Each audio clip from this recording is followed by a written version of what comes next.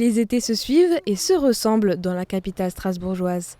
Pas de révolution dans la fréquentation touristique et les animations d'été, mais un succès toujours au rendez-vous. Des chiffres stables ou en légère croissance dont se félicite Office du tourisme et élus, qui privilégie aujourd'hui le tourisme dit durable au tourisme de masse. On ne cherche pas à faire arriver tout d'un coup des masses de touristes supplémentaires. Au contraire, nous souhaitons avoir un tourisme plus durable, donc des touristes qui viennent peut-être pas forcément plus nombreux, mais qui vont rester plus longtemps et consommer aussi sur place et mieux découvrir nos produits, notre culture, nos savoir-faire. Au rang des succès de l'été, la cathédrale.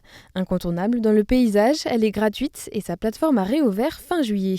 De quoi redynamiser sa fréquentation. La vieille dame a vu ses visiteurs augmenter de 56% de progression sur l'été par rapport à l'an dernier. Les grandes tendances, c'est certainement un regain d'intérêt pour la cathédrale suite aux incidents malheureux de Notre-Dame de Paris.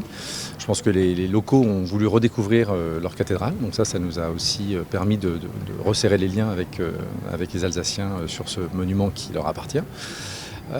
C'est certainement un report aussi suite aux travaux de la plateforme, puisque la plateforme n'a réouvert que mi-juillet. Donc les gens qui venaient initialement voir uniquement la plateforme se sont intéressés à l'intérieur du bâtiment. C'est la canicule, les gens croyant qu'il fait meilleur dans la cathédrale, c'est un leurre, ils s'en sont bien rendus compte, c'est une grande maison donc elle prend la température au bout d'un moment. Et l'autre réussite estivale, c'est le Farce.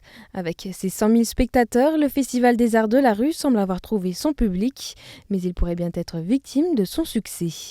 On est en haut d'une crête, c'est-à-dire à ce moment où tout le monde considère que c'est très réussi et où on sent bien que si on ne passe pas un palier en termes de qualité de programmation, de nombre de spectacles, d'offres aussi, d'explications aussi en direction des habitants, on pourrait commencer à être un tout petit peu déceptif parce que oui, il faut commencer à penser à arriver un peu à l'avance, à s'organiser.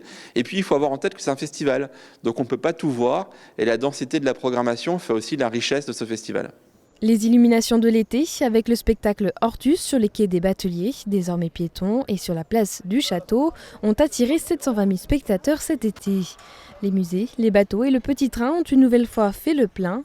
Seul secteur qui marque un peu le pas, l'hôtellerie, et principalement de luxe.